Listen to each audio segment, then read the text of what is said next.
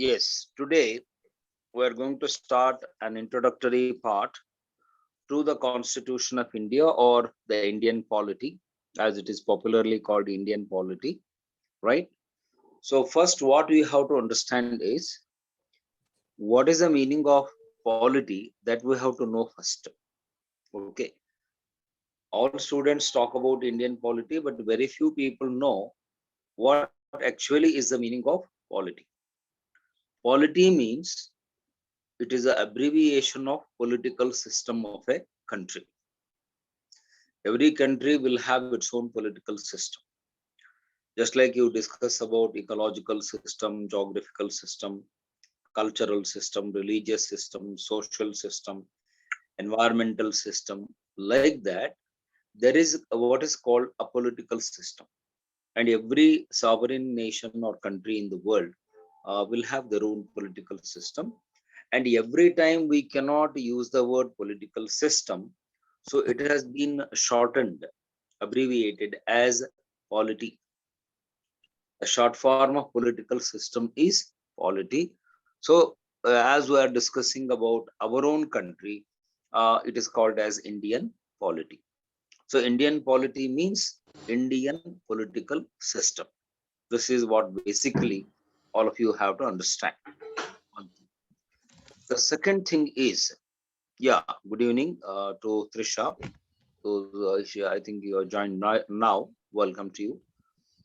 So, after understanding the meaning of what is polity, let's see how to understand is what are the components of polity, or the ingredients of the polity. Okay, they are called ingredients of polity or components of polity. And these components of polity, there are four things, right? You can take a square in your notebook if you are listening to and writing down the points. So draw a big square in your notebook, make four boxes. In that square, you make four columns or four boxes, and I will go on telling them in the serial order, and you note it down like that. In the first square, that is in the first box, box number 1, you write the Constitution. You write the Constitution in box number 1. Okay. In the square, in the big square that you have drawn, in that, in the first box, right, you put a plus mark inside, and in the first box you write the Constitution. That is the first ingredient of the political system. Then in the second box, you write government. Box number 2, you write government. Then box number 3, political parties and ideologies. That is box number 3. And then box number 4, people or citizens. People or citizens. And in bracket you write rights and duties. In the bracket you write rights and duties. Now I will recap the thing. Check the diagram properly. First, you draw a very big square. In that, make four boxes. Within that four boxes, in box number 1, you write Constitution. Box number 2, government. Box number 3, political parties and ideologies. And box number 4, people or citizens. You can also call it as the public, the general public. And in the bracket, you write rights and duties. People will have rights, fundamental rights, as well as fundamental duties. Okay. Now, if you remember this box, our entire syllabus is covered in this box.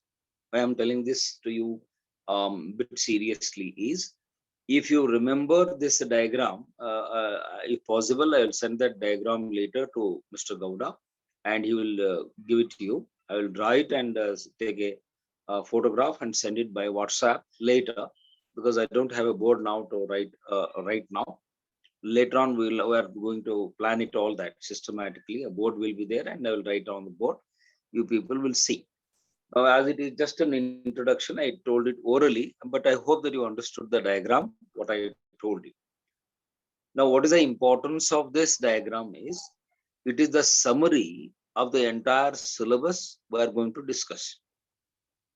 Under Indian polity, the entire syllabus that we are going to discuss, that is captured in this diagram. So Indian polity means you have to understand four things, four components, four ingredients. Number one, the constitution. Number two, the government. Number three, political parties and ideologies. Number four, people or citizens. Okay. Now I'll give you a brief explanation about each one of them now as part of the introduction. Regarding the first component, the constitution. All of you know what is the meaning of constitution. You know what is the meaning of constitution. It is the supreme law of the land. It is the sovereign law of the land. It is the foundation and framework for the operation of the political system of a country. Indian political system has to operate within the framework of the Constitution of India. Anyone violates the Constitution, whether it is Modi or Bommai or Mamata Banerjee or K. Chandrasekhar Rao or Naveen Patnaik or Arvind Kejriwal, whoever it is, those who violate the provisions of the Constitution are going to be punished by the Honourable Supreme Court or the Honourable High Court of the state. You may have power, but this power is restricted within the framework of the Constitution of India. Whatever powers, authority we are exercising, it is bound within the framework of the Constitution of this country, which is beautifully drafted by Dr. B.R. Ambedkar, whom we call as the architect of India, architect of the Indian Constitution.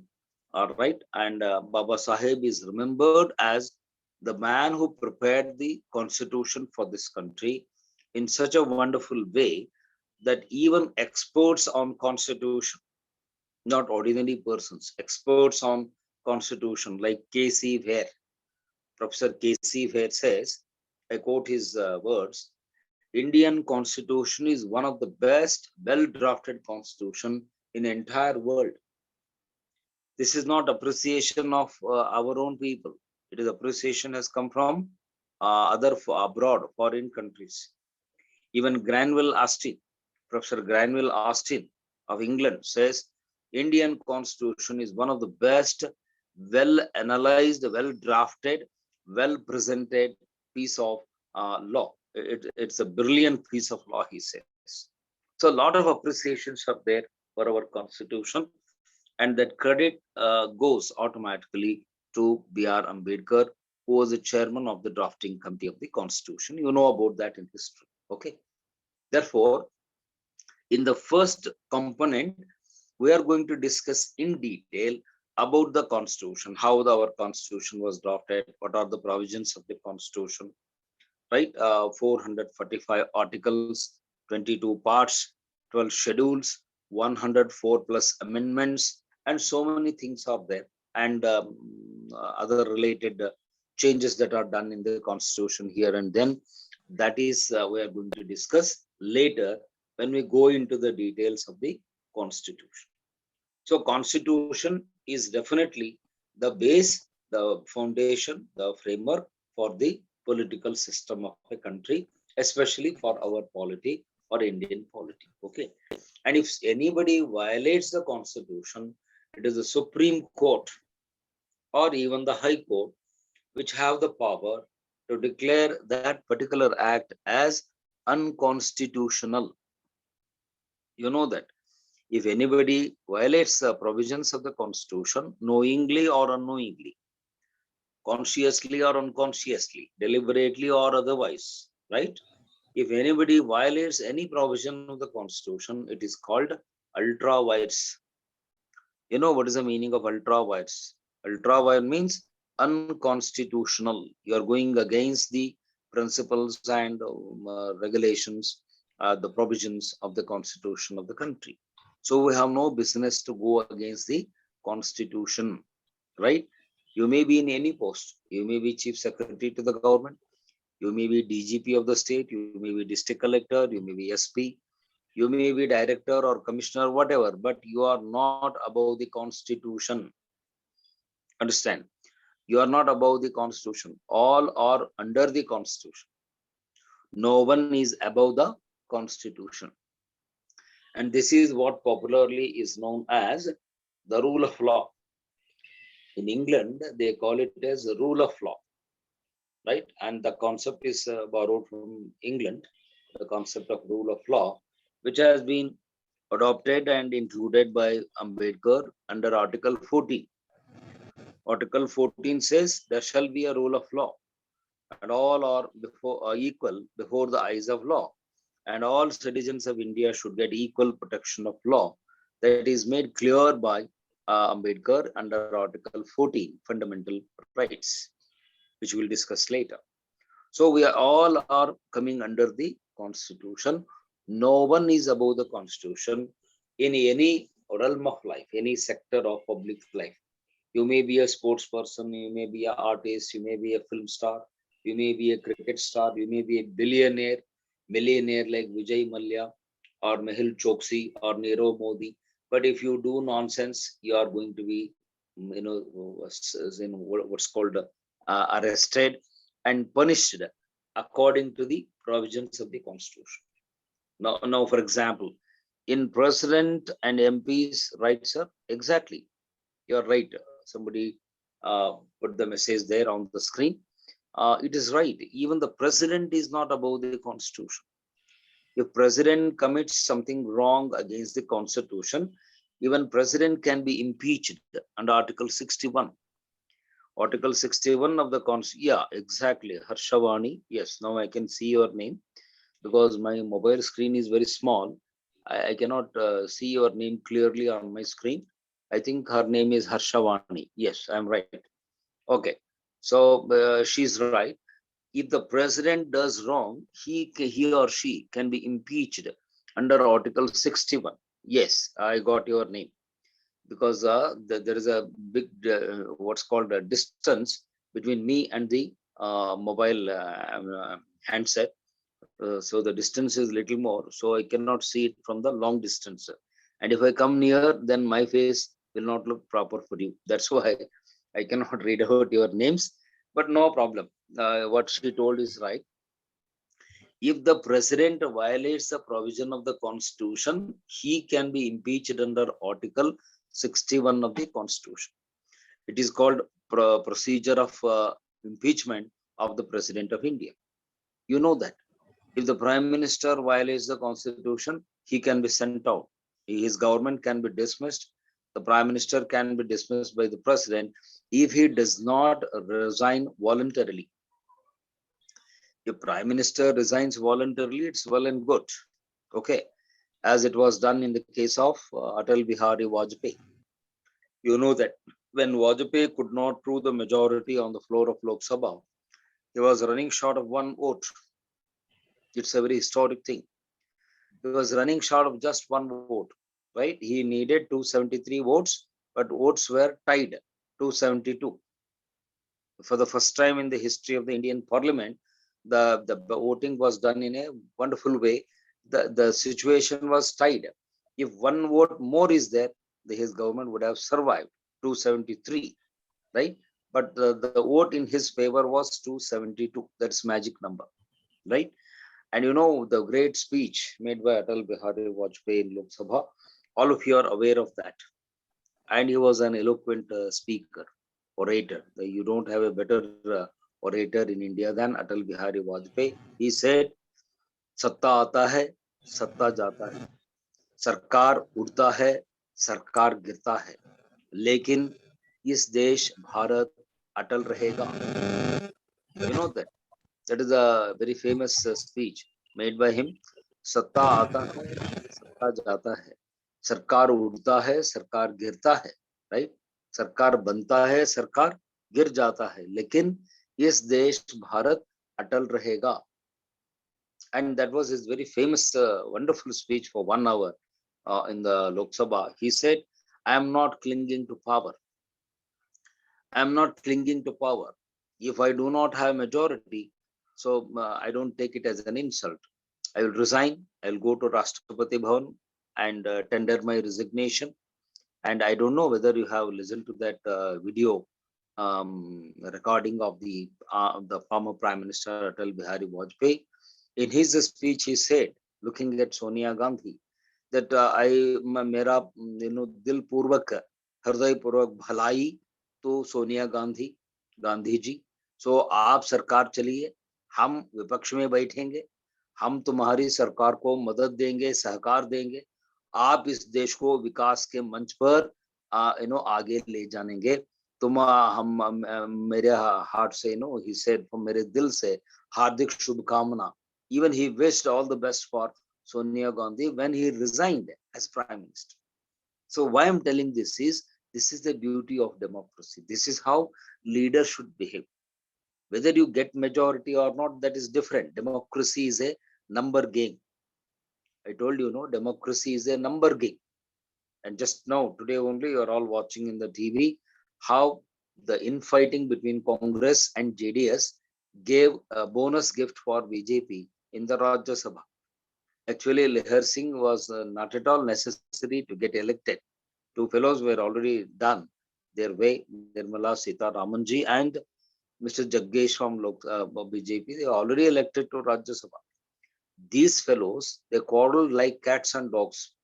Congress and JDS, they quarreled like cats and dogs, did not have proper understanding at the time of nomination.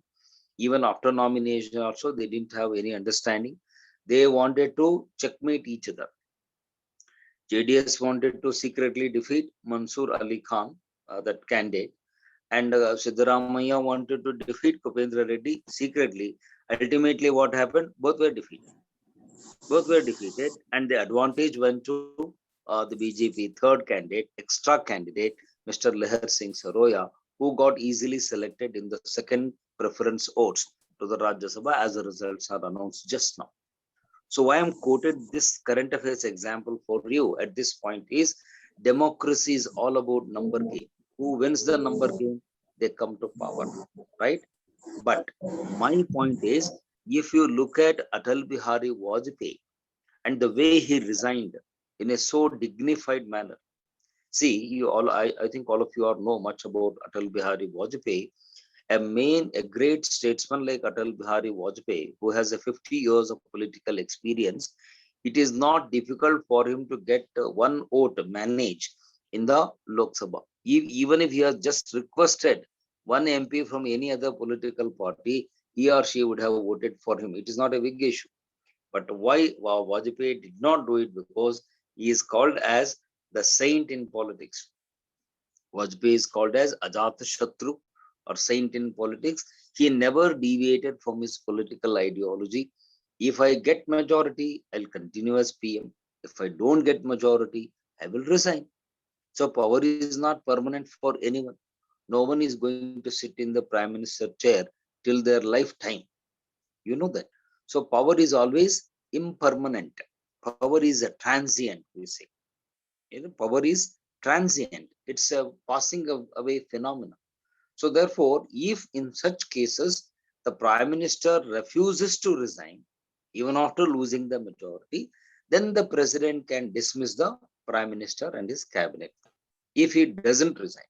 If they resign, then it is well and good, no problem. Earlier, Chandrasekharji resigned. Vishwanath Pratap Singh resigned. Deve Gowda, when he was Prime Minister, he resigned. So there are so many examples to tell you. When the Prime Minister loses the majority, automatically they will resign. But if they don't resign, then the President will exercise his extraordinary powers, special powers, and can dismiss the government if they fail to resign. So therefore, in the first component, what you have to understand in the Constitution is, in that first point, that all have to obey the provisions of the Constitution. No one is above the Constitution, including judges of the Supreme Court. Even Chief Justice of India cannot do anything which violates the provisions of the Constitution. And I hope you are all aware of all those things, which later we'll discuss it in greater details. If any Supreme Court judge violates the provision of the Constitution, he or she can be impeached. Yeah, one doubt. Impeachment only applies for, no, not necessarily. Impeachment applies for the president, the judges of the Supreme Court, judges of the High Court, members of the Election Commission, members of the UPSC and State Public Service Commission. It applies for CAG, Comptroller and Auditor General of India, right? All constitutional posts. I think that's the doubt from a student. I saw it on the screen. Impeachment applies for all posts, constitutional posts, which are occupied by the dignitaries. Number one, President. Number two, Chief Justice and other judges of the Supreme Court and the High Court. Then Comptroller and Auditor General of India. Then Chairman and Chief Election Commissioner and other two election commissioners. Then Chairman and members of the UPSC. Chairman and members of the State Public Service Commission, right? Chairman and members of other constitutional bodies like National Commission on SC, Scheduled Caste, National Commission on ST, Scheduled Tribes, National Commission on Backward Classes, right? It is called NCBC. For all these fellows, impeachment applies because they are constitutional posts.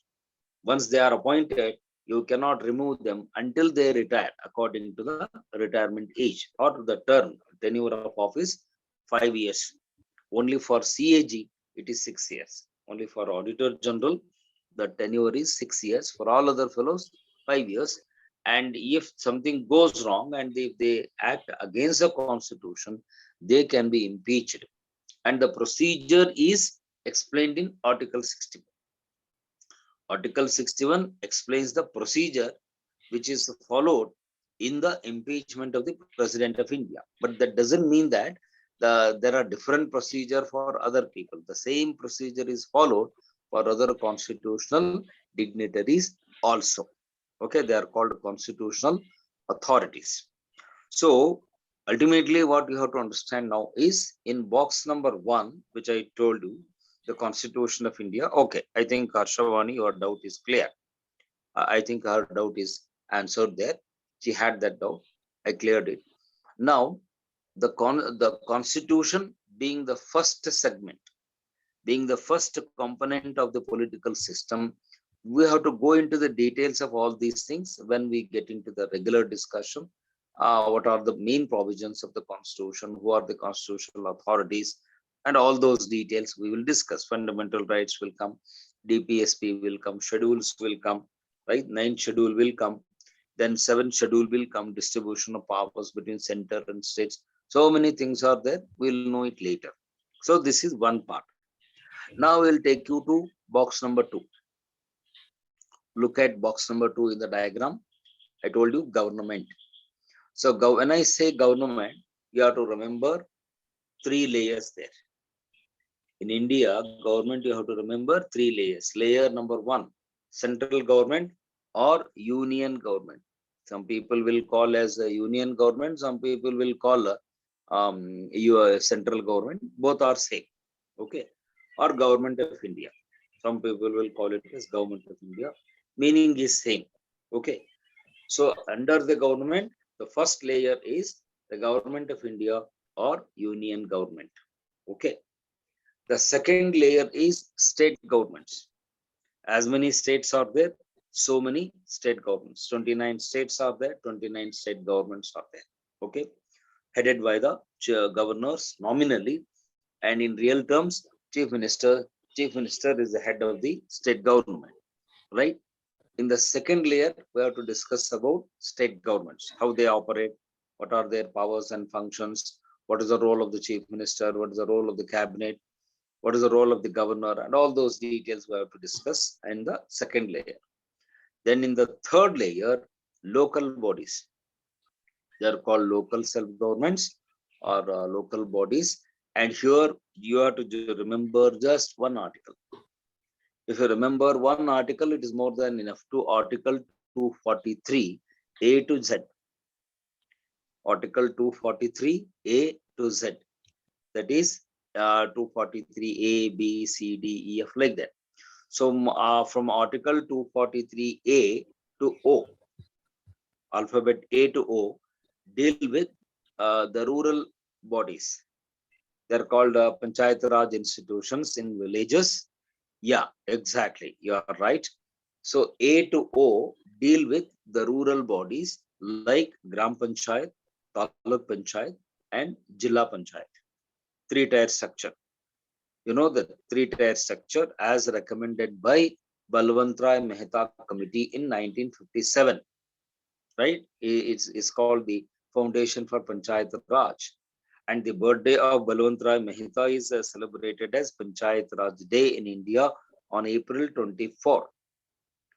April 24 is called the Panchayat Raj Divas, which is the birthday of Balwantrai Mehta, the first committee which gave recommendation for three-tier structure in India, which was inaugurated by Pandit Jawaharlal Nehru in 1959 in a small village called Nagur in Rajasthan.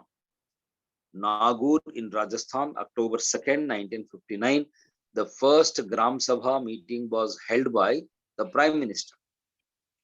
Nehru himself presided the first Gram Sabha meeting in a small village, a remote village called Nagur in Rajasthan. That was a beautiful beginning of Panchayat Raj system in India.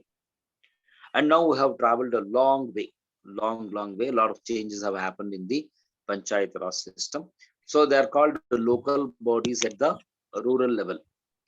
And from Article 243 P to Z, alphabet P to Z, you have to study the Nagar Palikas. They are called municipalities. And here you have a four-tier structure. In rural India, you have three-tier structure, but in urban India, there is a four-tier structure. Why I'm using the word four? Because at the base you have Pattan Panchayat. At the base you have Pattan Panchayat, means it is neither not completely a town nor completely a village. It is the in-between stage. And what the exact word we use in English is semi-urban.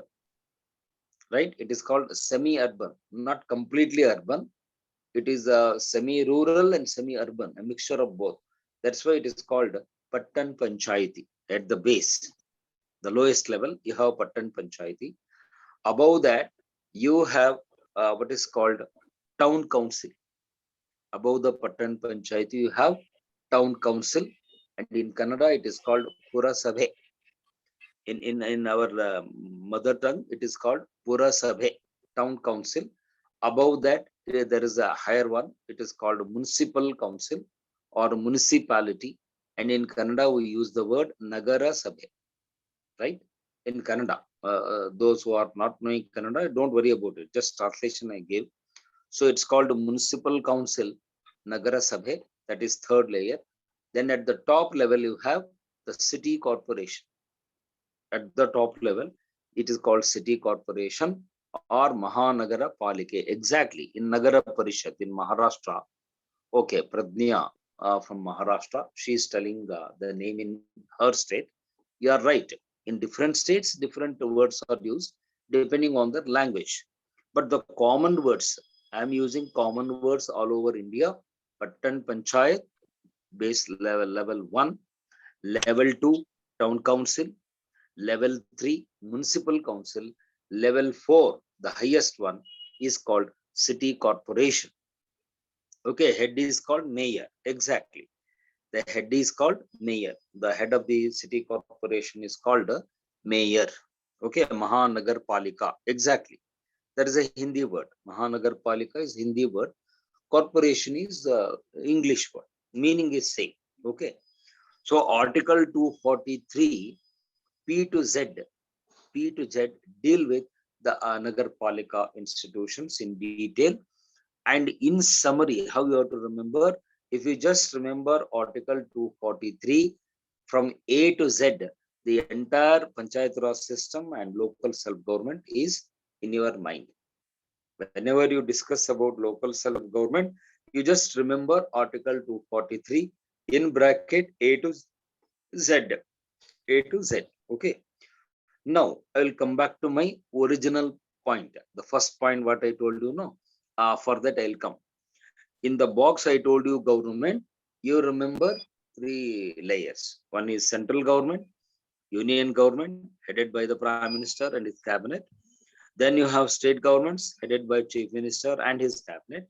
Then at the bottom level, you will have the local self-government. You will have the local self-government. So all the three governments we have to study in the second block. Their composition, their structure, their powers, their functions, their role, and the coordination. And most important is distribution of powers. How the powers are distributed between center and states. I think some disturbance I'm getting there, some voice I'm getting. So please try to maintain silence.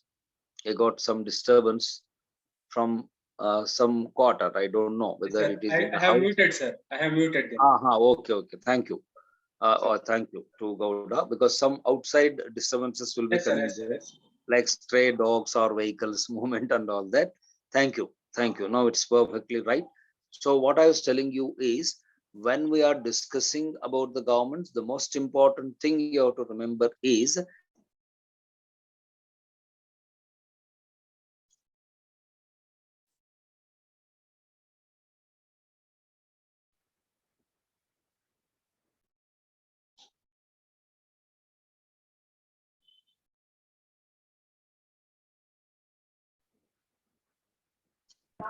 Sir, your class is also muted.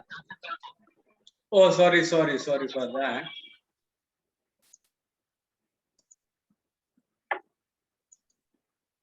Sir, 1 minute, sir. Sorry, sir. I have muted everyone.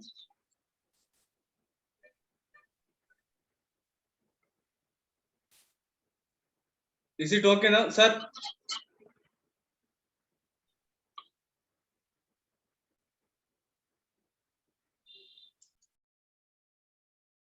Sir, now you can take, sir. Sorry, sir. 1 minute, sir. 1 minute, sir. Your voice is not coming. Sir, you can unmute now, sir. Sir, please unmute, sir, from your phone. We'll do it. And now Okay, my sir. voice is heard. Yes, sir. Is Yes, okay? sir. Okay, fine. So now we'll continue the discussion. What I was telling you is, when we are in the second block, government, first we have to know the structure, powers and functions of central government, state government and the local bodies in bracket Article 243 A to Z. Okay. On the other hand, you should also discuss about the distribution of powers. How Ambedkar has distributed powers between the union government and state governments, and there the reference is 7th schedule. 7th schedule of the constitution gives you the details of the distribution of powers in the form of three lists, which I hope all of you are aware of those lists: union list, state list, and concurrent list. Union list will mention about the items on which only central government alone can make the law. Exactly. Central government can make the law and state governments have no say in the union list.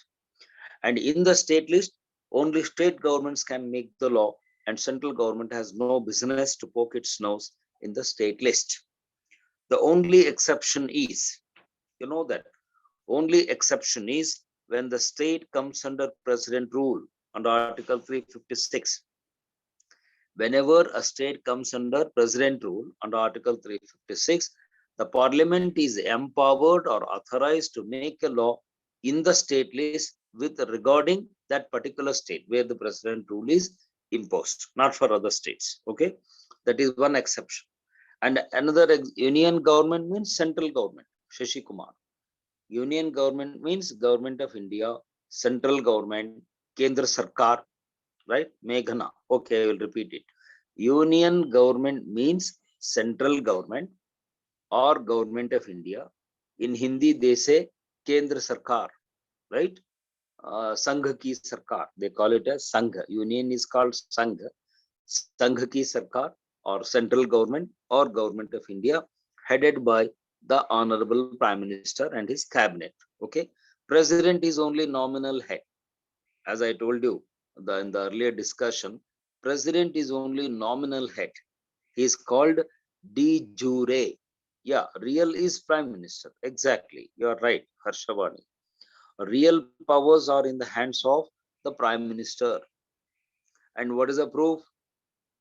If somebody asks you what is the proof, you have to quote the article number 74. Okay, 74 article you have to remember.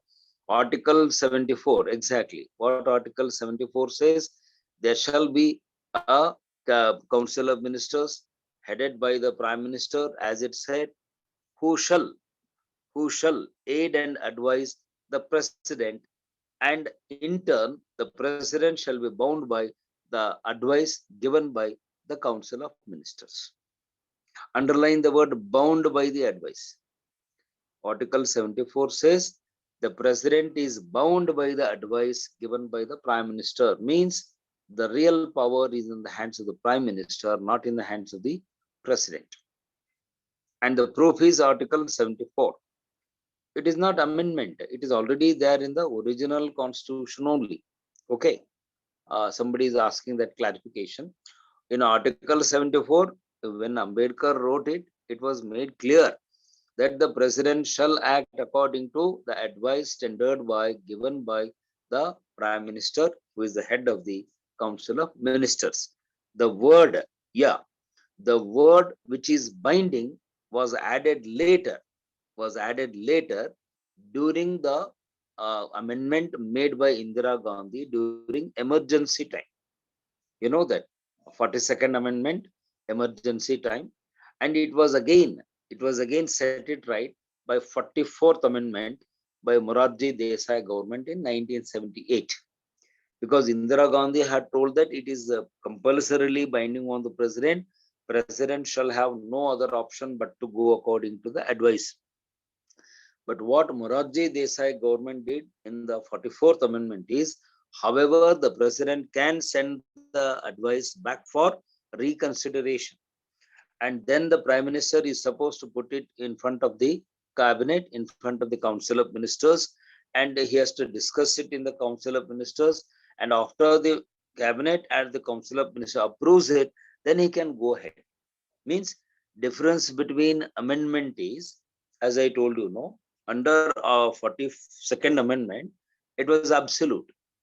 The absolute power were given to the Prime Minister, and the President's power of sending it back for reconsideration was taken away by Indira Gandhi by 42nd Amendment.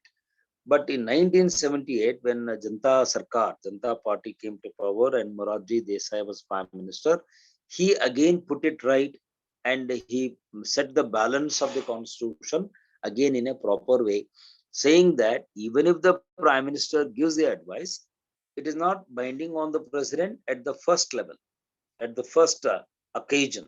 He can send it for reconsideration. That is a point. That is a difference. He can send it back for reconsideration, and even he may ask the Prime Minister to present that decision before the Cabinet. You go to Cabinet, go back to your Council of Ministers.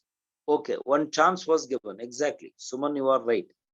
One additional chance was given to the President to send it back to the Cabinet, that you think about it, rethink about it, review about it. And if the Cabinet approves it for the second time, then of course, President has no way.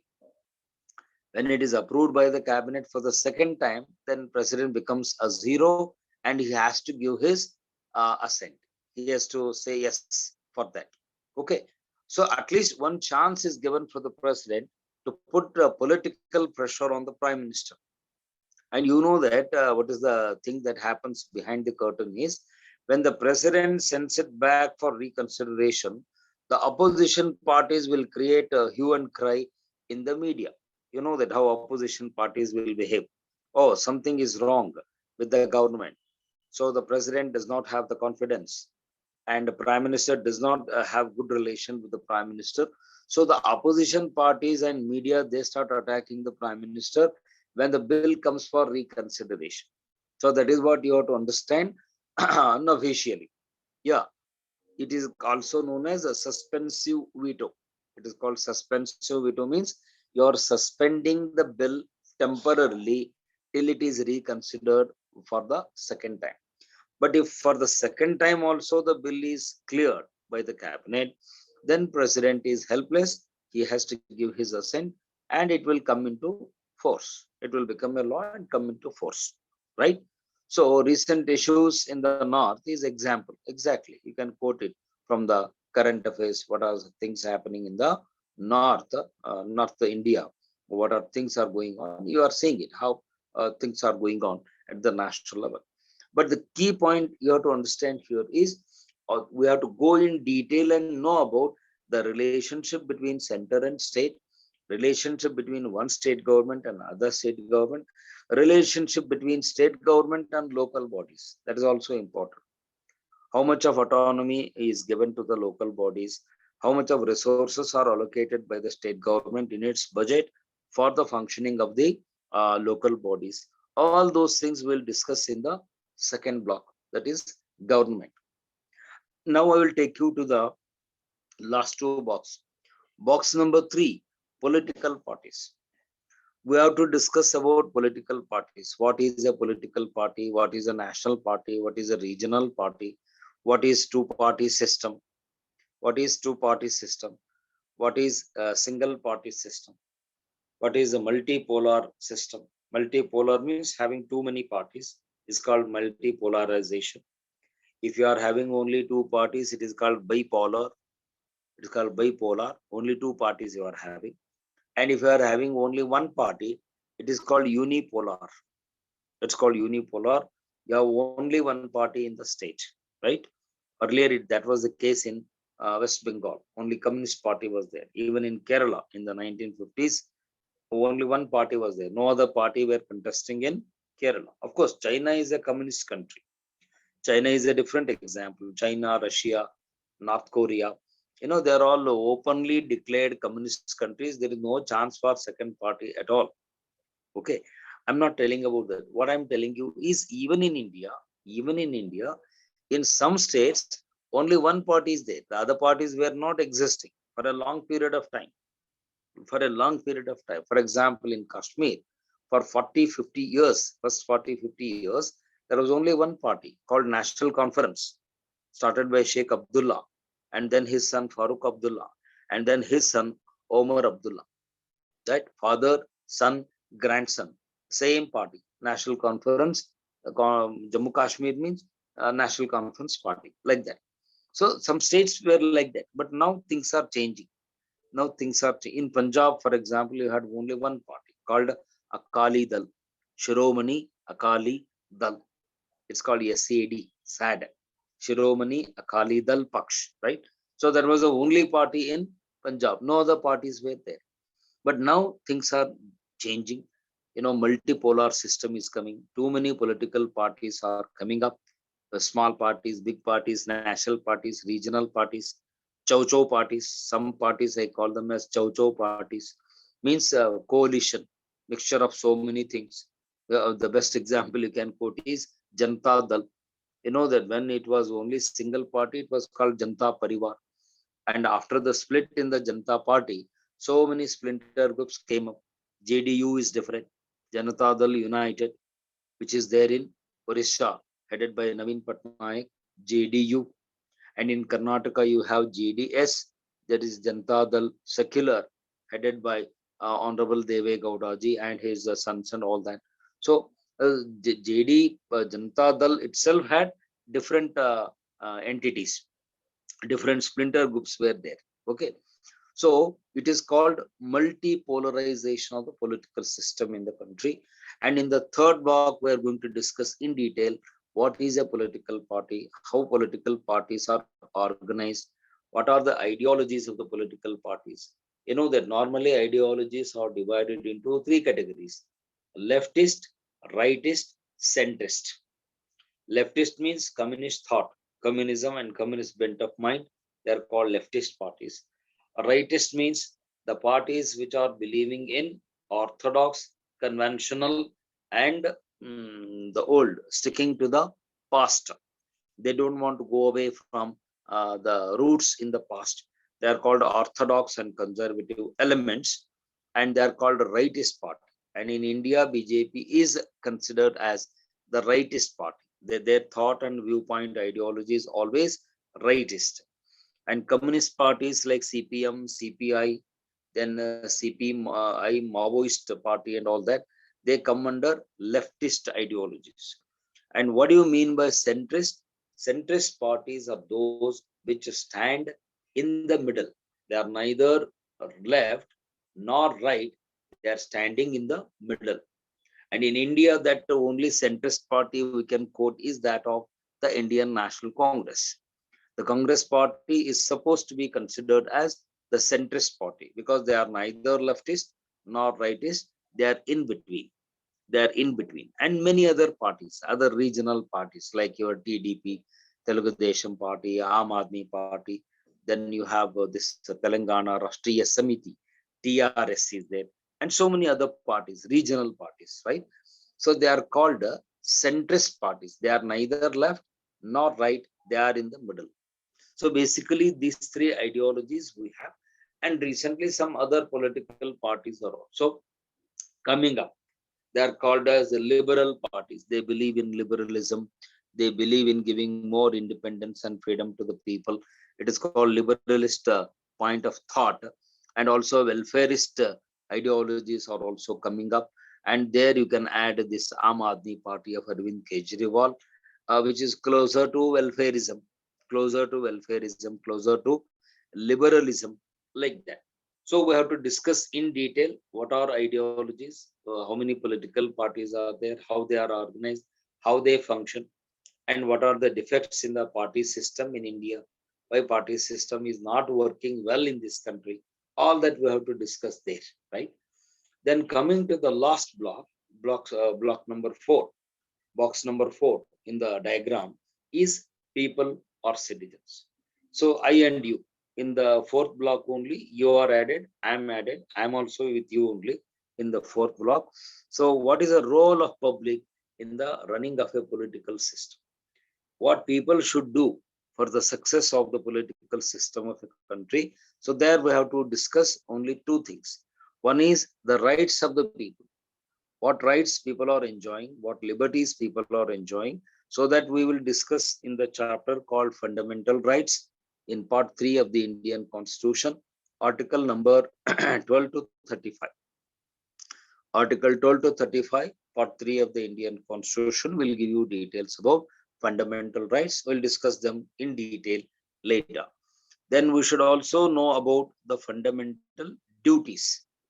Article 51A, Part 4A, Article 51A deal with the fundamental duties, because the main problem in the Indian democracy is everybody is jumping and shouting about fundamental rights. Today, nobody is in India is talking about fundamental duties. Everyone is bothered about only rights, freedom. But what about your responsibility? When you want to enjoy the liberty, you should also perform your responsibility, And in Russia, there is a saying, those who do not do their duty are not eligible for their rights. Because you know that rights and duties are the 2 faces of the same coin. And what is that same coin? The coin is citizenship. Citizenship is a coin, and this coin will have 2 faces. One face is rights, another is duties. But in India, why democracy is going on the wrong way, on the wrong side? Because everybody is worried and everybody is fighting and shouting and jumping only for rights. Nobody is bothered about what is my duty towards the government. What is my duty as a citizen of India? And here I would like to quote the famous quotation from John F. Kennedy, the most popular president of America in 1960s. JF Kennedy is called John F. Kennedy. And I remember his very famous quotation, and you can note it in your diary. He says, I'll quote the words of John F. Kennedy, don't ask what the country has given for me. Ask yourself what you have given to the nation or country. This is very, very important. Okay. I repeat the quotation. Don't ask what the country has given for me. Ask yourself what you have given to the country. This is the speech made by John F. Kennedy to the people of America in 1960s. Everybody is asking that government has not given me this, government has not given me that, what India has given for me, what Bharat has given for me. Everybody is talking like that. My say plain simple question is what we have given to the nation. What is my contribution to India? Am I paying the taxes sincerely? Am I living according to law? Am I cooperating with the government programs and schemes? Am I cooperating in maintenance of law and order? Am I respecting the constitution of the country? Am I obedient to the laws of the country? Am I following the rules made by the government for public governance? So if I go on asking questions like this, in most cases, our answer will be no. In most cases, I tell you. Today, people are asking that government is not doing anything. What's called inflation is going up. Things have become costly. Petrol has become costly. Diesel has become costly, right? LPG gas has. Okay, I do agree they are costly, but why they are becoming costly? Why they are becoming costly? Because the number of people who are paying the taxes, that number is less. That number is less. Out of 140 crore population, hardly 10 to 15 crore people, they are paying the taxes. The two middle class people, salaried and middle class people. Rest of the people, they are outside the tax network. The rich fellows, they are defaulters. They are not paying, like Vijay Mallya and other fellows. They make loan and get away from this country, escape from this country. And agricultural income is not considered as eligible for income tax. Agricultural income is exempted from taxation. And just in the recent Rajya Sabha election, you saw that D.K. Shivkumar mentioned it in his affidavit before the election commission that my agricultural income in the last 7 years is 127 crore. You know that he made it in the affidavit, legal affidavit. 127 crore profit he has got from agriculture in the last 7 years. You tell me, India is an agricultural country. How many farmers in India have earned 127 crore in just 7 years if Shivkumar's documents are perfectly right? So this is the irony that we are facing in this country. People are just cheating the government, not paying the taxes honestly. They are not paying. The merchants are not paying. Rich people are not paying. Industrialists are not paying. Only the salaried class, because their salaries under the control of the government, they can't escape. The government servants and honest middle class people who earn hard, work hard, and they pay sincerely in the form of GST or whatever you call it. Other than that, large number of people in the country are not paying taxes to the government. So how can government get the revenue other than tax? There is no other source for the government other than tax. That is why government will go for putting the tax on various items, whether it is a diesel or petrol or whatever it is. Exactly. Indirect tax. Harshavani, you are right. It is called indirect taxation. There is no other way. Whether Modi is there or not, tomorrow Rahul is there, or some other fellow comes and sits in the prime minister chair, they do the same thing, irrespective of the political party. Whoever comes to power, they do the same thing because ultimately government needs money to run the show. I remember the words of Woodrow Wilson, the former president of America, and is called father of public administration. He is called father of public administration, Sir Woodrow Wilson. I remember his famous quotation. He says, finance is the fuel of administration. Finance is the fuel of administration. Without finance, without money, you cannot run the show. You cannot run the government by magic. By magic, no one can do it. So you need money. And for money, you need to tax the people. And people also have to be honest to pay the taxes. And that is what is our duty also. Fundamental duty. Not just enjoying the government scheme. I'll conclude with one last example as time is running out. My time is running out. In America, this COVID vaccine, you know that for one dose of vaccine, people paid 4,000 plus. One of my relative is in America, in New York. He said, sir, we have given 4,300 something for one dose of vaccination, and they have to take 2-3 doses in America, right? And here in India, government gave the COVID vaccine, Covishield or Covaxin, whatever it is, free of cost. Free of cost, the government gave. They didn't take single rupee from us, right? But my question is, somebody has to pay the money, you know. I did not pay the money. You also did not pay the money, but we got vaccinated. First dose, second dose, and next week I'm taking third dose also, booster dose also. I'm due for the booster dose. But my question is, for that institute, that is the Serum Institute of India, Pune, then Bharat Biotech Limited, Hyderabad, for that company which is manufacturing the vaccine, somebody has to pay, you know. Otherwise, why should they manufacture? They can't manufacture without money. So somebody has to pay. And that somebody is government only. Ultimately, government will pay that amount to those institutes where the serum is produced. And government has to mop up the resources to pay the money. We may have got the vaccine free of cost, but it is not a free of cost for the government. You understand that? For government, it is not free. For I and you, it is free. Government has to pay the money to Serum Institute as well as Bharat Biotech, Hyderabad. So in this way, in the last block, finally, what you have to understand, yeah, we are being taxed, but that tax has to be used for multiple purposes. This is an answer for Shashi Kumar. He is telling that, sir, we are paying tax. I do agree, but we are paying what tax one time for one particular reason. But government is undertaking so many works. Government needs money for defense expenditure. Government needs for building railway stations, upgrading of railways, modernization of railways, upgrading our national highways, and creating new airports under UDAN. So many things. Infrastructure building, right? Defense is there, space is there, atomic energy is there. For all that, government needs money. And I may pay hardly a fraction, say 1% or sometimes even less than 1% of the tax network.